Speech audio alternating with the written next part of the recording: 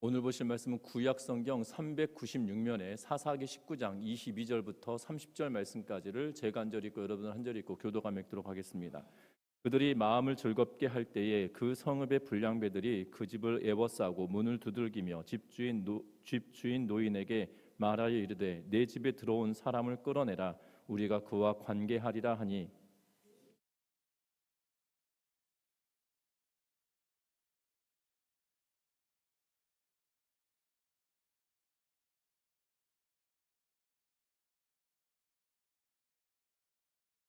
보라 여기 내 처녀딸과 이 사람의 첩이 있으니 내가 그들을 끌어내리니 너희가 그들을 욕보이든지 너희 눈에 좋은 대로 행하되 오직 이 사람에게는 이런 망령된 일을 행하지 말라 하나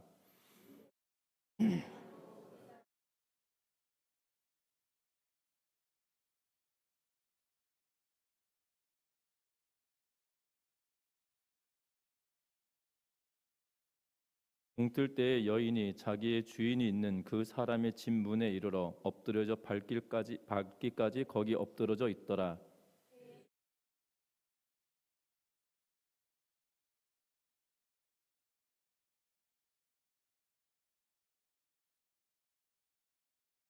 그에게 이르되 일어나라 우리가 떠나자 하나 아무 대답이 없는지라 이에 그의 시체를 나귀에 싣고 행하여 자기 곳에 돌아가서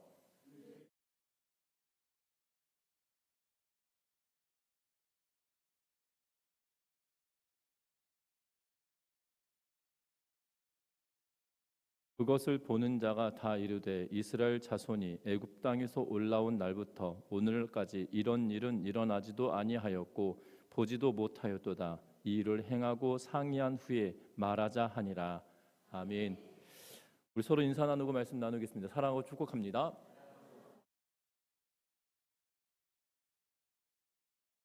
우리는 대통령 선거를 할 때 직접 선거를 합니다. 여기서 직접 선거라고 하는 것은 이 대통령을 선출할 때 국민 한 명이 하나의 표를 두고 그 표를 많이 획득한 사람이 대통령에 당선되어지는 그러한 모습을 보게 되죠. 얼마 전 미국의 대통령 선거가 끝났습니다. 초미의 관심이었습니다. 왜냐하면 누가 대통령이 되느냐에 따라 대한민국의 국익에 대한 부분들이 달라지기 때문에 또한 외교적인 부분이 또 달라지기 때문에 초미의 관심을 가졌던 그러한 상황이었습니다. 그런데 미국의 대통령을 선출하는 것은 우리나라와 조금 다른 모습을 보게 되죠. 분명한 것은 대통령 선거를 할 때 이 국민들은 이 투표를 하지만 그럼에도 불구하고 이 선거인단을 통해서 대통령이 뽑혀지는 조금 우리와 다른 그러한 모습을 보게 되어지는데요. 우리나라 대통령 선거도 이 1980년도에 5공화국이 들어서면서 어떤 일이 있었냐면 대통령 선거를 직접으로 한 것이 아니라 간접 선거를 하게 됐죠. 우리나라도 대통령 선거 인단을 꾸려서 대통령을 선출하는 그러한 일들이 있었습니다. 그런데 지금 우리가 대통령 선거를 직접 선거를 하게 됐던 이유는 1987년 6월에 이 수많은 사람들이 민주 항쟁을 함으로 인하여서 대통령 선거를 직선제로 바꾸는 일들을 보게 됩니다. 1987년 이 6월을 두고 우리는 뭐라고 부르냐면 6월 민주 항쟁이다라고 부르고요. 아니면 6월 민주화 운동이다라고 합니다.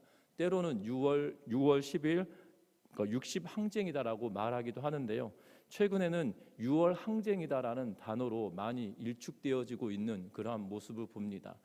1987년 4월에 전두환 전 대통령이 어떤 담화를 하냐면 임기가 1년이 채 되지 않았을 때 대통령 선거는 5공화국 체제로 여전히 유지하겠다. 다시 말하면 선거인단을 꾸려서 대통령 선거를 하겠다라고 공포를 하자, 담화를 하자 그 이후로부터 수많은 사람들이 이 길거리에 나와서 이 민주화 운동을 항쟁을 하는 그러한 상황이 벌어집니다.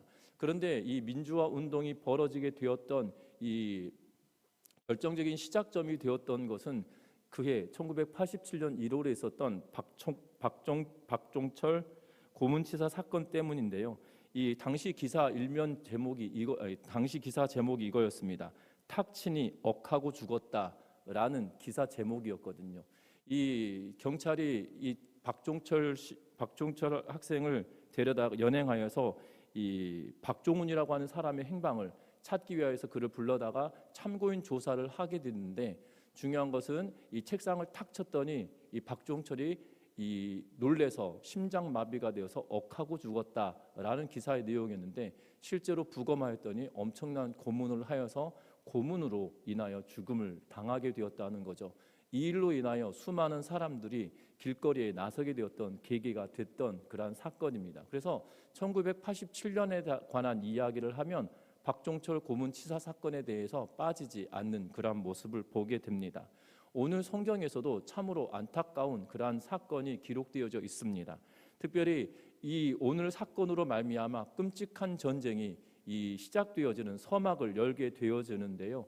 특별히 이 가나안 땅에 들어갔던 사사시대를 살고 있었던 이스라엘 백성들이 동족의 한 지파를 몰살시켜가는 그러한 일들을 감행하면서까지 되어지는 일들에 대하여 시작하는 계기가 됐던 사건입니다.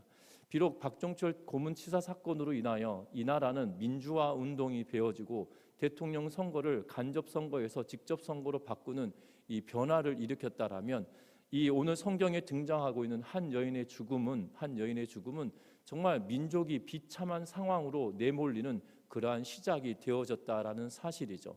오늘 이 본문의 내용을 통해서 우리가 기억할 것이 있다라면 다른 것이 아니라 지금 살아가는 우리의 시대와 사사기를 살고 있던 이 당시의 사람들의 시대가 비슷해 보이고 있다라는 사실이고, 이 비슷함의 시대를 살아가고 있는 믿음의 사람들은 어떤 결단을 해야 하고 어떤 삶을 살아가는 것이 옳은 것인지를 선택하면서 오늘 본문을 통해서 현재를 살아가고 있는 우리들이 믿음 생활을 어떻게 해야 될지를 결단하는 복된 시간 되시기를 주의 이름으로 부탁드립니다. 오늘 성경의 말씀은 이러합니다. 사사기의 후반부로 들어오면서 크게는 두 가지 사건을 이야기하죠. 하나는 미가의 집에 우상을 만드는 사건과 그걸로 인하여서 단지파가 그 우상을 취하여서 또한 새로운 우상을 만들어가는 그러한 상황에 대한 이야기가 있다라면, 오늘 성경에 기록되어져 있는 사람은 베들레헴 땅에 거하고 있었던 예루살렘 산지에 지금 계속 코안이 계속 간질간질해가지고 지금 말을 하는데도 계속 헷갈리고 있는 것 같아요. 코가 간질간질하니까 여러분들 혹시 갑자기 재채기 하더라도 깜짝 놀라지 마시고 잠을 깨겠구나라고 생각하시면 될 것 같습니다. 여러분들 분명한 것은 지금 에브라임 산지에 있었던 시골에 살았던 레위 사람이 첩을 두게 되죠. 그런데 그 첩이 어떤 이유였는지는 모르겠지만 그녀의 고향 땅이었던 베들레헴으로 돌아가 버립니다.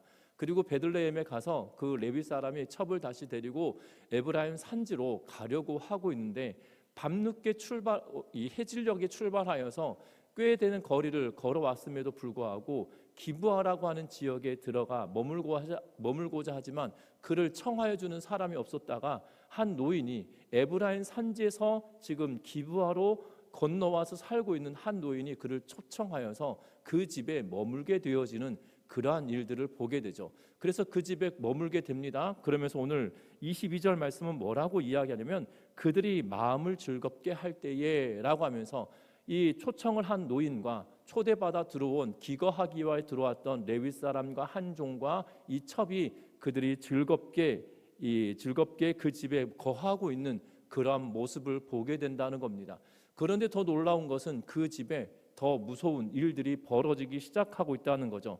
오늘 본문 22절을 함께 같이 읽어보도록 하겠습니다. 22절의 말씀입니다. 같이 읽습니다.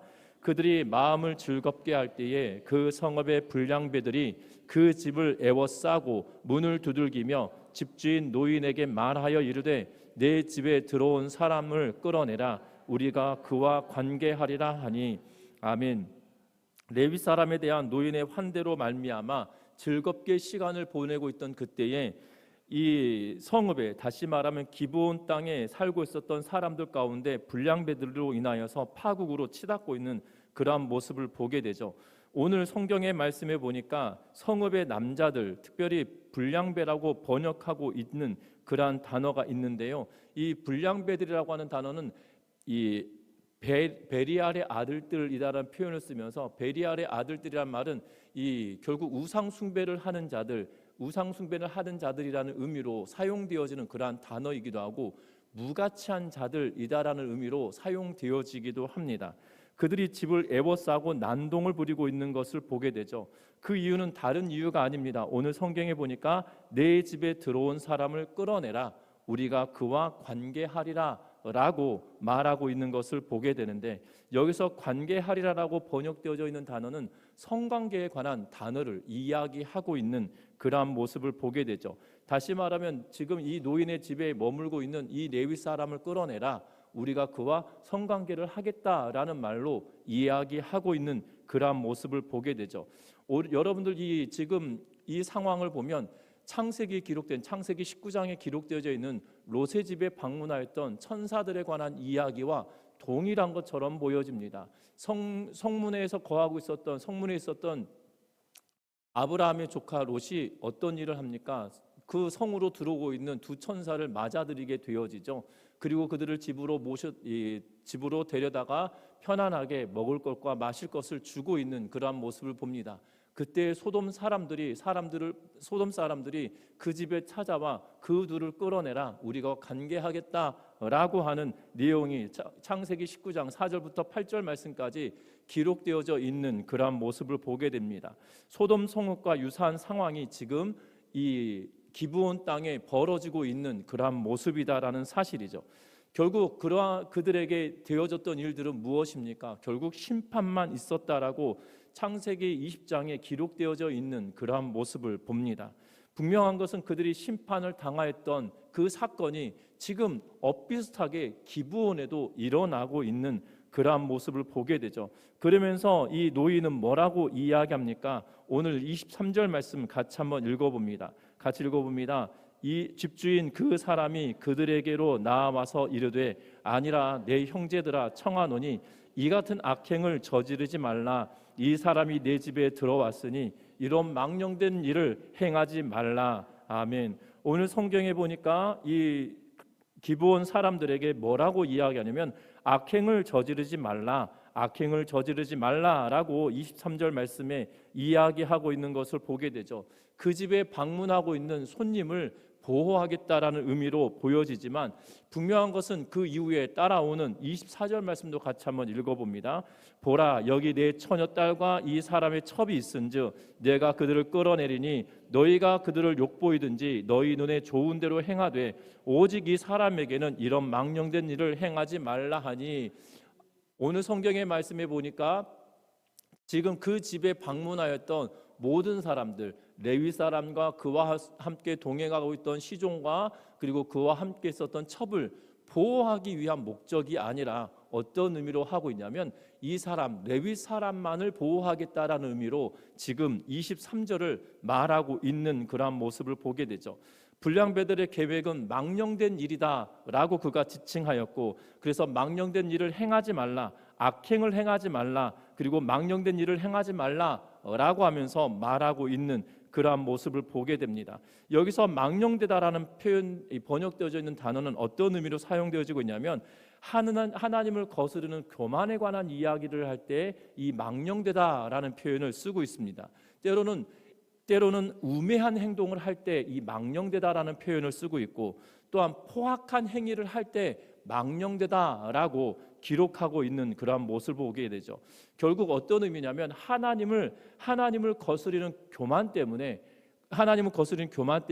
우매하게 행동하고 또한 폭력적으로 포악한 행동을 행하는 그러한 일들을 보고 뭐라고 표현하고 있냐면 망령되다라고 이야기하고 있다라는 사실입니다.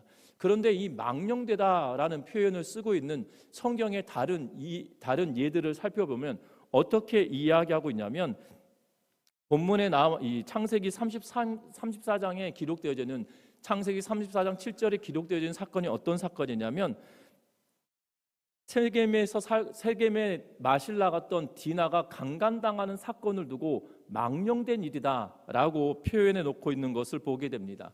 또한 신명기 22장 21절 말씀에 뭐라고 기록하고 있냐면, 처녀가 혼인 전에 성관계 맺는 것을 두고 망령된 일이다라고 기록해 놓고 있는 것을 보게 되죠. 뿐만 아닙니다. 거짓 선지자들과 그의 남의 부인들과 간음하고 거짓말 행하는 것, 그것을 예레미야 29장 23절 말씀에 기록해 놓고 있는 것을 보게 됩니다. 그리고 여리고에 들어가서 아간이 도둑질하였던 사건이 여호수아 7장 15절 말씀에 기록해 놓고 있는데 이것 또한 뭐라고 이야기하냐면 망령된 일이었다라고 표현하고 있는 것을 보게 되죠. 사무엘상 25장 25절에 어떤 일이냐면 나발이 다윗이 나발을 보호해 주었음에도 불구하고 그가 양털을 깎는 잔치 자리에 그가 초청받기를 원한다라고 다윗이 이야기했을 때 그와 상관없다라고 하면서 말하였던 그 사건으로 말미암아 그것도 망령된 일이었다라고 성경은 평가하고 있는 그러한 모습을 보게 됩니다. 또한 욥의 세 친구가 하나님에 대한 이야기를 한 것을 두고 욥기 42장 8절에 뭐라고 이야기하고 있냐면 이것 또한 망령된 일이라고 표현되어져 있는 것을 보게 됩니다. 우리 성경은 우매한 만큼이라고 하면서 우매하다라고 번역해 놓았지만 원문은 동일하게 망령되다라는 표현으로 사용하고 있는 그러한 모습을 보게 된다는 거죠. 결국 망령된 행위는 동성애를 하고 있는 것, 동성을 성폭행하고 있는 그러한 상황만을 이야기하고 있는 것이 아니라 여인을 강간한 사건, 그리고 처녀가 혼인하기 전에 성관계 맺는 사건, 여리고성에서 아간이 도둑질하였던 사건, 나발의 우매함에 대한 이야기를 하였던 사건, 욥의 세 친구들이 하나님에 대한 이야기를 한 것이 우매한 행동이다라고 이야기하며 그들의 행위가 망령된 것이다라고 이야기하고 때로는 거짓 선지자들과 또한 남의 부인들과 간음한 행위들 이것 또한 망령된 것이다라고 이야기하고 있다는 거죠. 여러분들 어떻게 보면 이 노인은 레위 사람을 보호하기 위하여 굉장히 많은 그러한 노력을 하고 있는 것처럼 보여지지만 그 뒤에 우리가 읽었던 24절 말씀의 시작을 뭐로 이야기합니까? 내 처녀딸과 이 사람의 첩을 내어줄 테이니 그들에 대하여 너희가 어떤 행위들 하더라도 너희들 옳은 대로 행하라라고 너희 눈에 보기에 좋은 대로 행하라라고 말하고 있는 그런 모습을 보게 되죠. 어찌 보면 앞에서 말씀드리고 소개드렸던 망령된 일이 성경에 기록되어져 있는데 그것들에 대하여 이야기했던 내용이 여기에 다 부합되어지고 있죠. 결혼하지 않았던 내 딸 처녀들과 성관계를 맺어라. 그리고 이 첩과 성관계를 맺어라라고 하고 있는 그러한 이야기를 하고 있죠. 이 레위 사람을 보호하기 위한 명분으로. 여러분들 어떻게 보면 이 불량배들의 모습이나 불량배들은 거칠고 또한 강력하고 두려움에 떨게끔 만드는 우매한 또한 망정된 일을 행하고 있다라면 이 레위 사람을 보호하겠다라고 하는 명분으로 이 노인 또한 동일하게 망령된 일을 행하고 있는 그러한 모습을 보게 되어진다라는 사실이에요. 여러분들 하나님은 우리를 택하시사 그의 자녀 삼아 주셨습니다. 하나님은 우리를 부르시고 그의 자녀 삼아 주실 때 하나님은 애통한 심령으로 자기 아들을 죽이시기까지 우리를 사랑하셨다라고 말씀합니다. 심지어 뭐라고 말씀하시냐면 너는 내 아들이라 오늘날 내가 너를 낳았다라고 말씀하시는데요. 여러분들 아이를 낳는 해산의 수고와 고통은 정말 사람이 상상할 수 없는 고통이 임하는 것들을 보게 되어집니다. 여러분들 참으로 놀랍습니다. 제가 사역을 하면서 전에도 말씀드렸는데요. 이 출산의 고통이라고 하는 게 얼마나 두렵고 무서운 일인지 모릅니다. 출산을 하다가 아이를 낳는데 이 단기 기억 상실증에 걸리셔가지고요. 아이를 임신했을 때부터 아이를 낳을 때까지 기억이 없어요. 둘째를 낳았는데 그래서 사진이나 초음파나 이것을 통해서 이 아이를 내가 낳았다라는 것은 머리로는 이해가 되는데 가슴으로는 받아들여지지 않으니까 우울증이 와서 굉장한 심한 우울증에 걸려있던 성도를 제가 만나고 신방했던 기억이 나거든요. 그러니까는 애를 낳으면서 이 해산의 수고를 하는 동안에 너무 고통이 극심하니까 그 아이를 임신했을 때부터 출산할 때까지의 이 아이에 대한 기억이 없어요. 그만큼이나 고통스러운 일이거든요. 우리는 아이를 낳을 때 쉽게 낳는다라고 생각하지만 결단코 그렇지 않은 것 같습니다. 저는 이 하나 주의 은혜로 제 딸 아이를 셋 다 낳을 때 이 분만장에 들어가서 아이들 다 받았거든요. 그러니까 아이들 받을 때마다 정말 어떻게 이렇게 아이를 낳을 수 있을까? 이 아이를 낳을 때마다 받는 감동이 아니죠. 이 아이를 한 명을 출산한다는 것이 얼마나 수고로운 일인지 간접적으로 깨닫게 되었던 일들이었는데요. 분명한 것은 하나님이 그런 고통 중에 우리를 낳았다라고 표현하시거든요. 하나님은 그 고통을, 그 아들을, 독생하신 예수 그리스도를 십자가에 내어 주시기까지 그 고통을 감내하신 거거든요. 여러분들의 아들 한 명을 십자가에 매달았다 생각해 보십시오.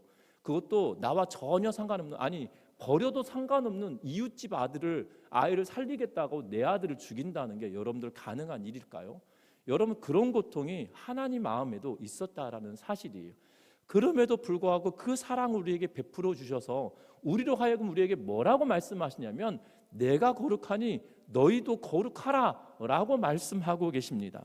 그런데 어찌 보면 현대를 살아가는 그리스도인들은 지금 기브온 땅에 살고 있던 불량배나 그 땅 가운데 거하고 있는 사람이 레위인을 보호하겠다는 명분으로 망령된 행위를 행하는 것과 똑같은 시대를 살고 있다는 거죠. 세상 사람들은 말합니다. 그리스도인들도 말합니다. 세상은 악하고 망령된 시대를 살고 있다라고 말하고, 마지막 때 우리는 안 믿는 사람들조차도 말세야라고 하는 시대를 살고 있는 그런 모습을 보게 되죠. 그런데 그리스도인들이 그 땅 가운데 살고 있으면서 구별되고 거룩한 삶을 살기보다도 그들과 똑같은 삶을 살고 있는 것이 현세를 살고 있는 우리의 모습과 닮아 있다라는 것에 우리는 기억해야 된다라는 사실이에요. 기브온 사람들 가운데 그 불량배들이나 기브온 땅에 거하고 있던 이 노인이나 크고 작은 문제와 상관없이 그들은 구별된 것이 아니라 똑같은 삶을 살고 있는 그러한 모습을 보게 된다는 거죠. 저와 여러분들도 이 땅의 삶을 살아갈 때 구별되게 살아가라고 하시는 하나님의 말씀에 귀를 기울이고 구별된 삶을 살아내는 우리의 삶이 되어지시기를 주의 이름으로 부탁드립니다. 그런데 세상은 농후하지 않습니다. 세상은 각박하고 악한 시대를 살고 있지만 어찌 보면 나는 거룩한 척하면서 악한 삶을 선택하며 살고 있을 수도 있다라는 것을 기억하면서 우리가 경각심을 갖고 살아내는 은혜가 있기를 주의 이름으로 부탁드립니다. 그러면 이러한 시대를 만들어가게 됐던 이유가 무엇일까요?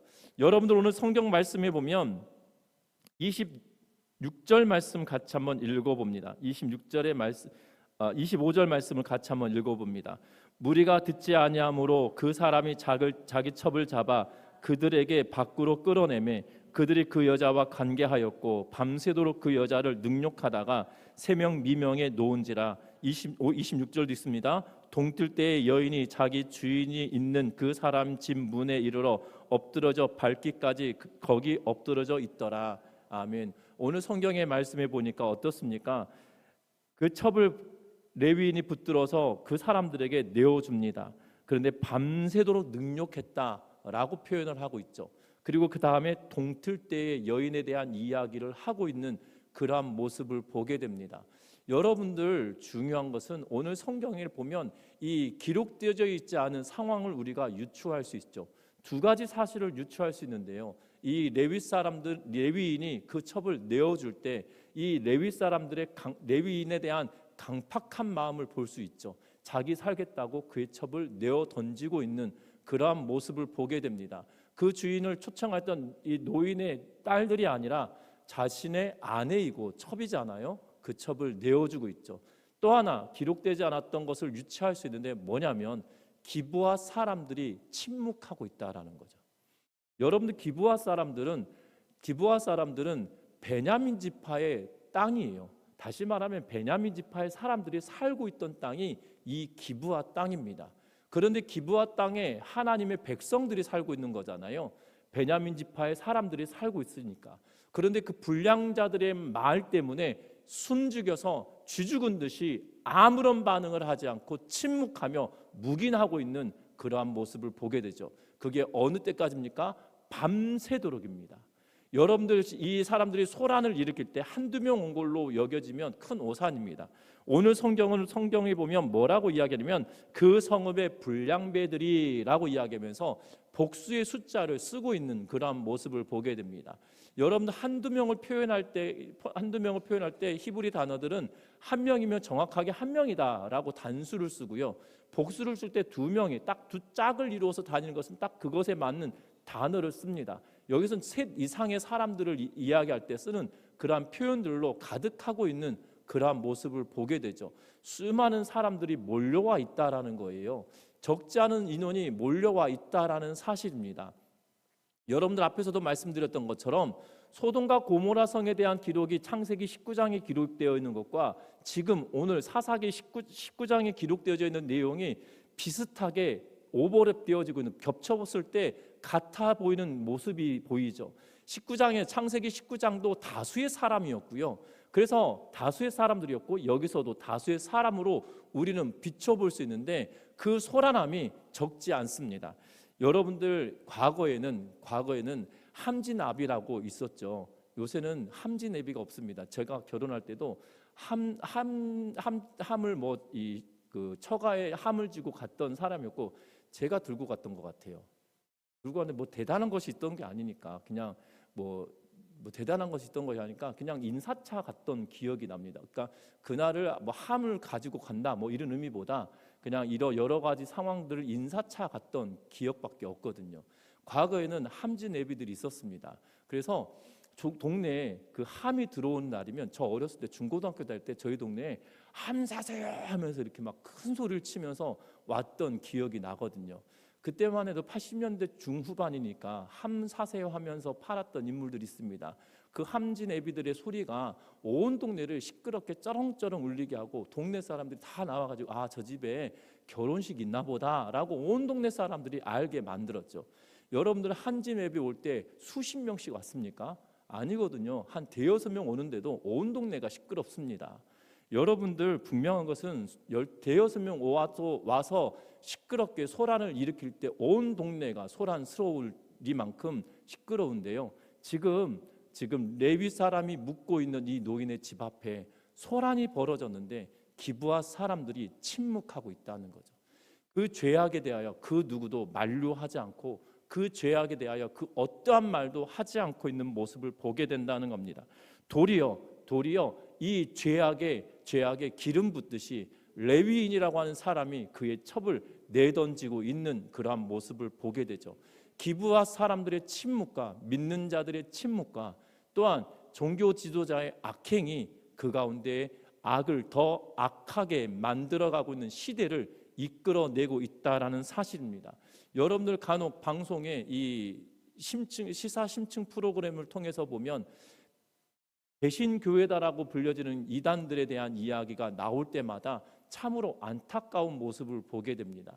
그들의 악행에 대한 이야기를 하면서 온전히 교회가 악의 집단인 것처럼 비춰지는 모습들을 보게 되어지는데요. 그럼에도 불구하고 그 어떠한 말도 하지 못하는 침묵이 우리에게 있다라면 우리도 이 악한 시대를 만들어가는 생산자들 가운데 하나일 수 있다는 사실들을 우리가 기억해야 할 것입니다. 분명한 것은 그러한 때다 할지라도 우리는 깨어서 잘못되었던 것을 잘못되었다라고 말할 수 있는 믿음의 성도님들 되시기를 주의 이름으로 부탁드립니다. 오늘 성경은 더 충격에 빠뜨리는 사건이 계속 이어집니다. 어떤 사건이냐면 오늘 성경에 보면 이 여인을 레위 사람들이 아침에 일찍 일어나서 문 열고 나가서 떠나려고 나갔더니 이 여인이 두 손이 문지방에 걸쳐 있는 것을 봅니다. 그리고 28절 말씀에 보면 그의 시체를 나귀 위에 싣고 행하여 자기 곳으로 돌아갔다. 다시 말하면 에브라임 산지 구석에 그가 함께 가고 있는 그러한 모습을 보게 되죠. 오늘 성경은 시체를 싣고 갔다라고 표현되어져 있지만 원문은 뭐라고 이야기하고 있냐면 단순히 그녀라고 하면서 이 여인에 대한 이야기를 하고 있습니다. 원문은 이 여인이 죽었다라고 단정짓지 않아요. 원문은 이 여인이 죽었다라고 단정짓지 않고 살았는지 죽었는지 알 수 없도록 사사기전야는 표현해 놓고 있는 그러한 모습을 보게 됩니다. 성경을 번역할 때 문맥상 상황에 따라 이 여인이 죽었겠구나라고 해서 시체, 또 다른 영어 번역본들은 이 죽었다라고 단정지어서 시신으로 번역해 놓아서 우리 한글 성경에도 번역할 때 시체로 번역해 놓았지만 히브리 원문은 그녀, 그 여인이다라는 표현으로 쓰고 있고 이 여인이 죽었는지 살았는지 명확하게 말하고 있지 않다는 거죠. 어찌 보면 이 사사기 저자는 이 글을 읽어갈 때 두 가지를 노리고 이것을 쓴 것 같습니다.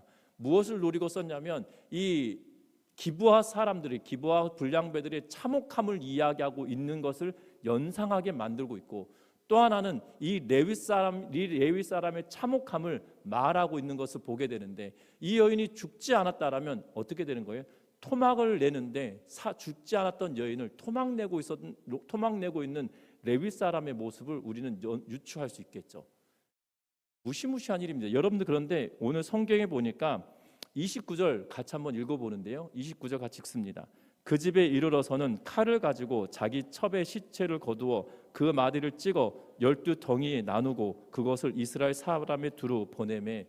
아멘. 오늘 성경 뭐라고 하냐면 여기서 칼을 챙겼다라고 말하는데, 우리는 이 성경을 읽을 때 칼을 챙겼다고 하면 그냥 주방에서 쓰는 칼, 이 정도 생각할 때가 있습니다. 성경 읽다 보면 그냥 단어가 내 눈에 딱 들어오면 연상되는 것이 있는데, 우리는 주방에 있는 부엌칼 정도 생각하는데 그게 아니고요. 소나 양을 잡을 때 쓰는 동물을 도축할 때 쓰는 칼이에요.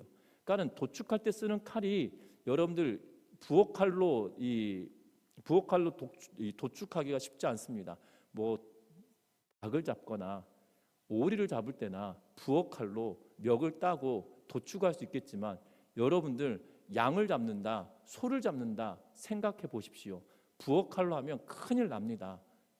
죽지 않아요. 잘 들어가지도 잘 않습니다. 짐승을 잡는, 큰 짐승들을 잡는 칼은 따로 있는 것들을 보게 되어집니다. 분명한 것은 그 무시무시한 칼을 가지고, 짐승을 잡는 칼을 가지고 사람에게 대고 있다라는 거고, 그것을 조각내고 있다라는 거죠. 기브아 사람들의 참혹함을, 죄악된 모습을 비춰지고 있다라면 레위 사람의 이 모습도 드러내고 있는 그러한 모습을 보게 됩니다.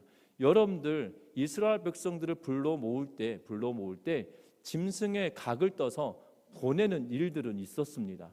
그러나 사람을 각떠서, 다시 말하면 사람의 마디를 다 12조각으로 내어서 온 지역으로 보내는 일이 여기에 딱 처음으로 등장하고 있는 그러한 모습을 보게 된다는 거죠. 이 레위 사람이 어떻게 보면 본인의 악행으로 말미암아 되어진 일들 아니겠습니까? 그럼에도 불구하고 이 레위 사람은 비정하게 이 여인을 토막내어 온 나라에 보내고 있는 그러한 모습을 보게 되죠. 명분 삼습니다. 어떤 명분이냐면 기브아 사람들의 추악한 행태를 고발하겠다라는 명분으로 이야기는 하고 있으나 결국 본인의 죄악된 모습으로부터 시작된 것이잖아요. 자신의 죄를 깨닫지 못하고 그냥 행하고 있는 그러한 모습을 보게 되어집니다. 우리가 신앙생활 해갈 때도 똑같겠죠. 어떻게 보면 레위인은 종교 지도자다라고 하면서 종교 지도자들에게 딱 국한시켜서 목사님들에 관한 이야기다라고 말한다라면 우리는 성경을 반토막만 아는 것일 것입니다.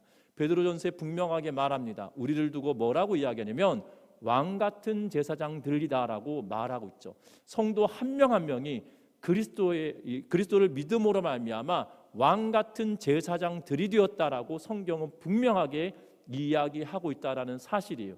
세상의 죄악된 모습을 두고 그것을 나의 죄악된 모습은 여전히 가지고 있으면서도 세상이 잘못되었다라고 말만 하는 것이 아니라 우리의 추악한 죄악의 모습을 두고 하나님께 나아가 회개하며 애통해하며 탄식하며 나아가는 믿음의 성도님들 되시기를 주의 이름으로 부탁드립니다. 그래서 이 악한 시대에 정말 더욱더 악하게 만들어가는 것이 아니라 악한 시대를 우리가 새롭게 바꿀 수 있는 힘은 다른 데 있는 것이 아니에요. 믿는 자들이 말씀 앞에 서서 그 말씀이 내 삶을 비추실 때 내가 얼마나 추악하고 악한 존재인지를 깨닫고 하나님께 나의 죄악을 통회하고 자복함으로 말미암아 이 문제가 풀려가고 해결되기 시작한다는 사실입니다. 느헤미야 1장에서 성경은 뭐라고 이야기하냐면 예루살렘 성전이 불탔고 성벽이 무너졌고 성문도 달 수 없는 그러한 상황이 되었다라는 이야기를 하나님으로부터 들었을 때에 느헤미야가 기도할 때 기도의 내용은 뭐냐면 우리의 아버지의 집과 나의 집이 행하였던 죄악의 문제를 하나님 용서하여 주십시오라고 하면서부터 시작하고 있는 모습을 보게 되죠. 새로운 시대를 열어갔던 느헤미야의 첫 번째 장에 기록하고 있는 것은 우리의 죄악의 문제를 용서하여 주십시오라고 하는 데서부터 시작하고 있다는 것을 기억하면서 저와 여러분들이 악한 시대를 살고 있는 그리스도인들에게 우리가 행할 것은 하나님의 말씀으로 내 자신을 비추어 보고 하나님의 말씀 앞에 나의 죄악된 모습들을 다시 한번 끄집어내놓고 자복하고 통회하는 심령으로 하나님께 나아감으로 우리가 이 땅을 새롭게 변화시키며 나아가는 믿음의 백성들 되어지시기를 주의 이름으로 부탁드립니다. 참혹한 시대를 살아냈던 이 사사시대와 지금과 다를 바가 없는 시대를 살고 있다 할지라도 우리에게 주시는 하나님의 은혜는 이 땅을 새롭게 바꿀 수 있다라는 사실들을 기억하면서 믿음으로 하나님의 말씀 앞에 겸비하며 나아가는 우리 모든 성도님들 되시기를 주의 이름으로 부탁드립니다. 찬양하시겠습니다.